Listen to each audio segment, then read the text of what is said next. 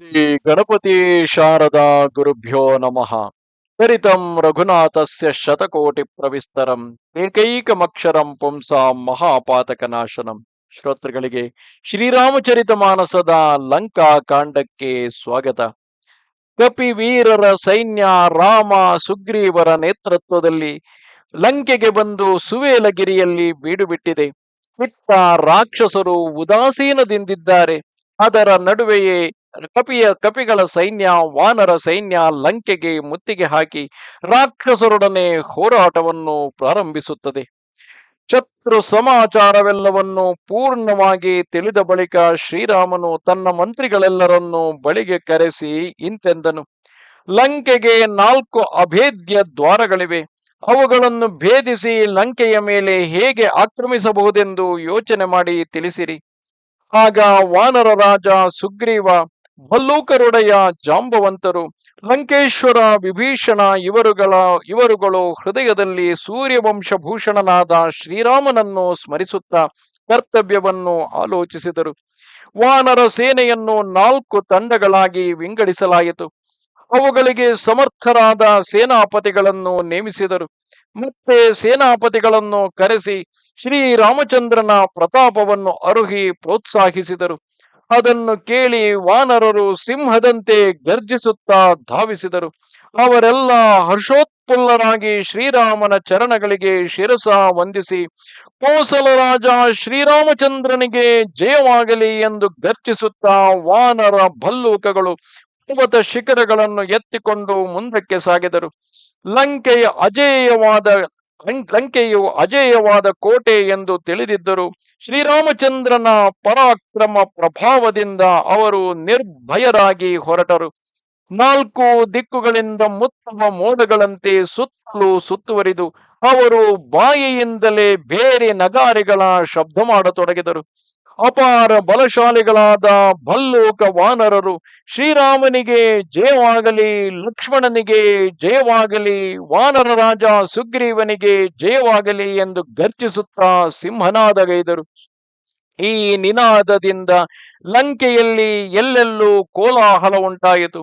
ದುರಹಂಕಾರಿಯಾದ ರಾವಣನು ಇದನ್ನು ಕೇಳಿ, ಈ ವಾನರರ ಸಾಹಸವನ್ನು ನೋಡಿರಿ, ಶ್ರೇಂಕಾರವನ್ನು ನೋಡಿ ಎಂದು ಹೇಳಿ ನಗುತ್ತಾ ತನ್ನ ನಿಶಾಚರ ಸೇನೆಯನ್ನು ಕರೆಸಿದನು. ಕಾಲನ ಪ್ರೇರಣೆಯಿಂದಲೇ ಈ ಕಪಿಗಳು ಧಾವಿಸಿ ಬಂದಿರುವರು. ನಮ್ಮ ರಕ್ಕಸರೆಲ್ಲ ಹಸಿದಿದ್ದಾರೆ. ವಿಧಿಯು ಕೂತಲ್ಲಿಗೆ ಮನೆ ಬಾಗಿಲಿಗೆ ಆಹಾರವನ್ನು ಕಳಿಸಿರುವನು ಎಂದು ಹೇಳಿ ಆ ಮೂರ್ಖನು ವಿಕಟಾಟ್ಟಹಾಸಗೈದು ನುಡಿದನು. ಸುಭಟರೇ, ನೀವು ಲಂಕೆಯ 4 ಕಡೆಗೆ ಹೋಗಿ ಕಪ್ಪಿ ಕರಡಿಗಳನ್ನು ಹಿಡಿದು ತಿಂದು ಬಿಡಿ. ಶಿವನು ಹೇಳುತ್ತಾನೆ, ಭವಾನಿ, ಟಿಟ್ಟಿಬ ಪಕ್ಷಿಯು ತಲೆ ಕೆಳಕಾಗಿ ಕಾಲನ್ನು ಮೇಲಕ್ಕೆತ್ತಿ ಮಲಗಿರುವಂತೆ ರಾವಣನು ಗರ್ವ ಪಡುತ್ತಿದ್ದ. ಏಕೆಂದರೆ ಟಿಟ್ಟಿಬ ಪಕ್ಷಿಯು ರಾತ್ರಿಯಲ್ಲಿ ಎಲ್ಲಾದರೂ ಆಕಾಶವೇ ತನ್ನ ಮೇಲೆ ಬೀಳಬಹುದೆಂಬ ಭಯದಿಂದ ತನ್ನ ಕಾಲನ್ನು ಮೇಲಕ್ಕೆತ್ತಿ ಆಕಾಶವನ್ನು ತಡೆಹಿಡಿದನೆಂದು ಗರ್ವ ಪಡುತ್ತದೆ ಎಂಬ ಕಥೆಯಿದೆ. ಈ ರೀತಿಯಾಗಿ ಗರ್ವ ಪಡುತ್ತಿದ್ದ ರಾವಣನು ಅಪ್ಪಣೆ ಪಡೆದು ಆ ರಕ್ಕಸರು ಕೈಯಲ್ಲಿ ಬೆಂಡಿವಾಳ, ಈಟಿ, ತೋಮರ, ಮುದ್ಗರ, ಪ್ರಚಂಡ ಗಂಡುಗೊಡಲಿ, ಇಬ್ಬಾಯಿ ಕತ್ತಿ, ಶೂಲ, ಕೃಪಾಣ, ಪರಿಘ ಮುಂತಾದ ಅನೇಕ ಆಯುಧಗಳನ್ನು, ಪರ್ವತ ಶಿಖರಗಳನ್ನು ಎತ್ತಿಕೊಂಡು ಹರಿಹಾಯ್ದರು. ಮೂರ್ಖ ಮಾಂಸಾಹಾರಿ ಪಕ್ಷಿಗಳು ಕೆಂಪು ಶಿಲೆಯ ಸಮೂಹವನ್ನು ಕಂಡು ಅದನ್ನು ಮಾಂಸವೆಂದು ಭ್ರಮಿಸಿ ಮೇಲೆರಗುವಂತೆ, ಹಾಗೆ ಎರಗಿದರೆ ತಮ್ಮ ಕೊಕ್ಕು ಮುರಿದೀತು ಎಂದು ಅವಕ್ಕೆ ಹೊಳೆಯದೆ ಹಾಗೆಯೇ ಹೇಗೆ ಹೊಳೆಯುವುದಿಲ್ಲವೋ ಹಾಗೆಯೇ ಈ ಅವಿವೇಕಿ ನರಮಾಂಸ ಭಕ್ಷಕರಾದ ರಾಕ್ಷಸರು ವಾನರ ಸೈನ್ಯದ ಮೇಲೆ ಎರಗಿದರು. ನಾನಾ ವಿಧವಾದ ಶಸ್ತ್ರಾಸ್ತ್ರಗಳನ್ನು, ಧನುರ್ಬಾಣಗಳನ್ನು ಧರಿಸಿ ಬಲಶಾಲಿಗಳು, ರಣಧೀರರು, ವೀರರು ಆದ ಅಸಂಖ್ಯಾತ ರಾಕ್ಷಸರು ಕೋಟೆಯ ಬುರುಜು ಗೋಡೆಗಳನ್ನು ಏರಿದರು. ಸುಮೇರು ಪರ್ವತದ ಮೇಲೆ ಮೇಘಗಳು ಆವರಿಸಿದಂತೆ ರಾಜಪ್ರಾಸಾದದ ಗೋಡೆಗಳ ಮೇಲೆ ರಾಕ್ಷಸರು ವಿಜೃಂಭಿಸಿದರು. ಡೋಳು, ನಗಾರಿ, ದುಂದುಭಿಗಳು ಮೊಳಗಿದವು. ಅವುಗಳ ಪ್ರಚಂಡ ಧ್ವನಿಯನ್ನು ಕೇಳಿದ ಯೋಧರ ಮೈಯಲ್ಲಿ ರಣೋತ್ಸಾಹವು ಉಕ್ಕುತ್ತಿತ್ತು, ಎದೆ ಉಬ್ಬಿ ಬರುತ್ತಿತ್ತು. ಅಗಣಿತ ಕಹಳೆ, ಬೇರೆ ತುರಹಿಗಳು ಮೊಳಗತೊಡಗಿದವು. ಆ ದನಿಯನ್ನು ಕೇಳಿದ ಹೇಡಿಗಳ ಎದೆ ಬಿರಿಯುತ್ತಿತ್ತು. ಆ ದಾನವ ವೀರರು ಕೋಟೆಯನ್ನೇರಿ ಅತಿ ವಿಶಾಲಕಾಯರಾದ ಭಲ್ಲೂಕ ವಾನರರ ಗಡನವನ್ನು ವೀಕ್ಷಿಸಿದರು. ಆ ಕಪಿ ಕರಡಿಗಳಿಗೆ ಬೆಟ್ಟ, ಗುಡ್ಡ, ಕಣಿವೆ ಯಾವುದೂ ಲೆಕ್ಕವಿಲ್ಲ. ಅವೆಲ್ಲವನ್ನು ನಿರ್ಲಕ್ಷಿಸಿ ಧಾವಿಸುತ್ತಿವೆ.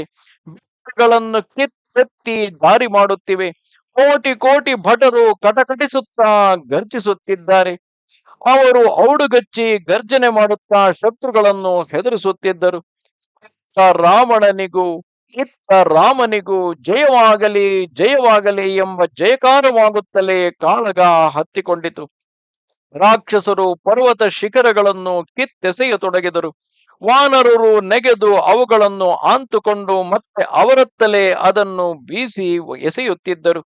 ಭಯಂಕರವಾದ ವಾನರ ಭಲ್ಲೂಕಗಳು ಪರ್ವತ ಶಿಲೆಗಳನ್ನು ಎತ್ತಿ ಎತ್ತಿ ಕೋಟೆಯ ಮೇಲೆ ಎಸೆಯತೊಡಗಿದವು. ಅವರು ನೆಗೆದು ರಕ್ಕಸರ ಕಾಲು ಹಿಡಿದೆಳೆದು ಗಿರಗಿರನೆ ತಿರುಗಿಸಿ ನೆಲಕ್ಕೆ ಅಪ್ಪಳಿಸುತ್ತಿದ್ದರು. ಓಡಿ ಹೋಗುವವರನ್ನು ಯುದ್ಧಕ್ಕೆ ಮೂದಲಿಸುತ್ತಿದ್ದರು. ಅತ್ಯಂತ ಚಂಚಲವಾದ ಪ್ರತಾಪಿ ವಾನರ ಭಲ್ಲೂಕಗಳು ಅವರ್ಣನೀಯ ಸ್ಫೂರ್ತಿಯಿಂದ ಜಿಗಿದು ಕೋಟೆಯ ಮೇಲೆ ಲಗ್ಗೆಯಿಟ್ಟರು. ಊರೊಳಗೆ ಪ್ರವೇಶಿಸಿ ಎಲ್ಲೆಂದರಲ್ಲಿ ಭವನಗಳನ್ನು ಹೊಕ್ಕು ಶ್ರೀರಾಮನ ಕೀರ್ತಿಯನ್ನು ಉದ್ಘಟಿಸತೊಡಗಿದರು. ಮತ್ತೆ ವಾನರ ವೀರರು ನಿಶಾಚರ ಯೋಧರನ್ನು ಹಿಡಿದು ಎತ್ತಿಕೊಂಡು ಭವನಗಳ ಮೇಲಿಂದ ಕೆಳಗೆ ಎಸೆಯುತ್ತಿದ್ದರು. ಮೇಲಿನಿಂದ ಬಿದ್ದ ರಾಕ್ಷಸರು ನುಚ್ಚು ನೂರಾಗುತ್ತಿದ್ದರು. ಕೆಲವರು ರಕ್ಕಸರನ್ನು ಎತ್ತುಕೊಂಡೇ ಧುಮುಕುತ್ತಿದ್ದರು. ಕೆಳಗೆ ರಕ್ಕಸ, ಮೇಲೆ ವಾನರ, ಹೀಗೆ ರಾಕ್ಷಸರನ್ನು ಮರ್ತಿಸುತ್ತಿದ್ದರು. ಶ್ರೀರಾಮನ ಪ್ರತಾಪದಿಂದ ಪ್ರಬಲವಾದ ವಾನರ ಸೇನೆ ನಿಶಾಚರ ಸುಭಟ ಕೋಟೆಯನ್ನು ಹಿಡಿದು ಹಿಸುಕಿ ಹಾಕುತ್ತಿದ್ದರು.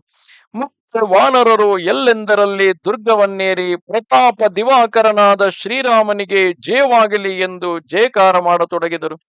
ಪ್ರಚಂಡ ಬಿರುಗಾಳಿ ಬೀಸಿದಾಗ ಮೋಡಗಳು ಚದುರಿ ಹೋಗುವಂತೆ ವಾನರ ಸೇನೆಯ ಹೊಡೆತಕ್ಕೆ ರಾಕ್ಷಸರ ತಂಡಗಳು ಚೆಲ್ಲಾಪಿಲ್ಲಿಯಾಗಿ ಓಡಿದರು. ನಗರವು ಹಾಹಾಕಾರದಿಂದ ತುಂಬಿ ಹೋಯಿತು. ಬಾಲಕರು, ಅಬಲೆಯರು, ರುಗ್ನಾವಸ್ಥೆಯಲ್ಲಿದ್ದವರು ರೋಧಿಸತೊಡಗಿದರು. ರಾವಣನು ಈ ರಾಜ್ಯವಾಳತೊಡಗಿ ಮೃತ್ಯುವನ್ನೇ ಆಹ್ವಾನಿಸಿದನಲ್ಲ ಎಂದು ಎಲ್ಲರೂ ಅವನನ್ನು ನಿಂದಿಸತೊಡಗಿದರು. ತನ್ನ ಸೇನೆಯು ವಿಚಲಿತವಾಗಿ ಚೆಲ್ಲಾಪಿಲ್ಲಿಯಾದುದನ್ನು ಕೇಳಿ ರಾವಣನು ಕ್ರುದ್ಧನಾಗಿ ಓಡುತ್ತಿರುವ ಯೋಧರನ್ನು ಹಿಂದಕ್ಕೆ ಕರೆದು ಇಂತು ಹೇಳಿದನು. ರಣರಂಗದಲ್ಲಿ ಬೆನ್ನು ತೋರುವ ಹಂದೆಯನ್ನು ನಾನೇ ಸ್ವತಃ ನನ್ನ ಕರವಾಳದಿಂದ ಕೊಂದು ಬಿಡುತ್ತೇನೆ. ನನ್ನ ಉಪ್ಪು ತಿಂದು ನಾನಾ ವಿಧವಾದ ಭೋಗಗಳನ್ನು ಭೋಗಿಸಿ ಈಗ 2 ಬಗೆಯುವಿರ. ಯುದ್ಧರಂಗದಲ್ಲಿ ನಿಮಗೆ ಹರಣ ಪ್ರಿಯವಾದುದೇ? ರಾವಣನ ಕಠೋರ ವಚನಗಳನ್ನು ಕೇಳಿ ರಾಕ್ಷಸ ವೀರರೆಲ್ಲ ಅಂಜಿ ಹೋಗಿ ಲಜ್ಜಿತರಾದರು. ಕ್ರೋಧೋದೀಪ್ತರಾಗಿ ಪುನಃ ಯುದ್ಧಕ್ಕಾಗಿ ನಡೆದರು. ರಣರಂಗದಲ್ಲಿ ಯುದ್ಧ ಮಾಡುತ್ತಲೇ ಮಡಿಯುವುದರಲ್ಲಿ ವೀರರಿಗೆ ಶೋಭೆ ತರುವುದು ಎಂದು ಯೋಚಿಸಿ ಅವರು ತಮ್ಮ ಹರಣದ ಹಂಗು ತೊರೆದು ಹೊರಟರು. ಅನೇಕ ವಿಧವಾದ ಶಸ್ತ್ರಾಸ್ತ್ರಗಳನ್ನು ಧರಿಸಿಕೊಂಡು ಆ ರಾಕ್ಷಸ ವೀರರು ವಾನರರನ್ನು ಕರೆದು ಹೋರಾಡತೊಡಗಿದರು. ಅವರು ಪರಿಘ ತ್ರಿಶೂಲಗಳ ಪ್ರಹಾರದಿಂದ ವಾನರ ಭಲ್ಲೂಕಗಳನ್ನು ಚುಚ್ಚಿ ನೋಯಿಸಿದರು. ನಮಸ್ತೆ ಶಾರದೆ ದೇವಿ ಕಾಶ್ಮೀರ ಪುರವಾಸಿನಿ ತ್ವಾಮಹಂ ಪ್ರಾರ್ಥಯೇ ನಿತ್ಯಂ ವಿದ್ಯಾದಾನಂಚ ದೇಹಿಮೆ. ನಮಸ್ಕಾರ. ಶ್ರೀರಾಮಚಂದ್ರ ಕೃಪಾಲ ಭಜ ಮನ ಹರಣ ಭವ ಭಯ ದಾರುಣಂ. ಶ್ರೀರಾಮಚಂದ್ರ ಕೃಪಾಲ ಭಜ ಮನ ಹರಣ ಭವ ಭಯ ದಾರುಣಂ. ಶ್ರೀರಾಮ ಶ್ರೀರಾಮ ಶ್ರೀರಾಮ ಶ್ರೀರಾಮ ಶ್ರೀರಾಮ ಶ್ರೀರಾಮ.